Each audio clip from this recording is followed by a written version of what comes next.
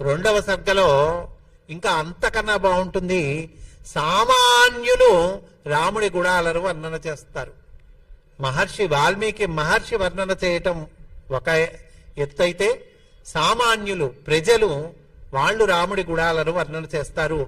ఈ రెండు సర్గలు, అయోధ్యాకాండ మొదటి సర్గ, రెండవ సర్గ, ఈ రెండు కూడా వైష్ణవ సంప్రదాయం ప్రకారము పెద్దలు కనుక పారాయణం చేస్తే పిల్లలు దోవలోకి వస్తారట. చూడండి విచిత్రం.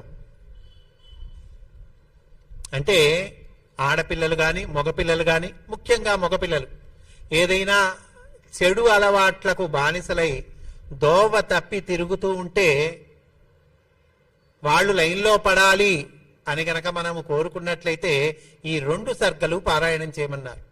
వాడే పారాయణం చేస్తే చాలా మంచిది. ఎవడైతే దురభ్యాసాలకు లోనయ్యాడో వాడే పారాయణం చేస్తే మంచిది, చాలా మంచిది. కానీ ఆ దురభ్యాసానికి లోనైన వాడు వాడిని కూర్చోబెట్టి వాడి చేత ఈ రెండు సర్గలు చదివించడం కుదిరే పనేనా? కాబట్టి వాడు బాగుపడాలి అని సంకల్పం చేసుకొని తల్లిదండ్రులో పెద్దలో ఎవరో వాళ్ళు గనక ఈ రెండు సర్గలు పారాయణం చేస్తే వాడి బుద్ధి మారి వాడు బాగుపడతాడు, బుద్ధిమంతుడైతాడు అని వైష్ణవ సంప్రదాయం చెప్తూ ఉన్నదండి.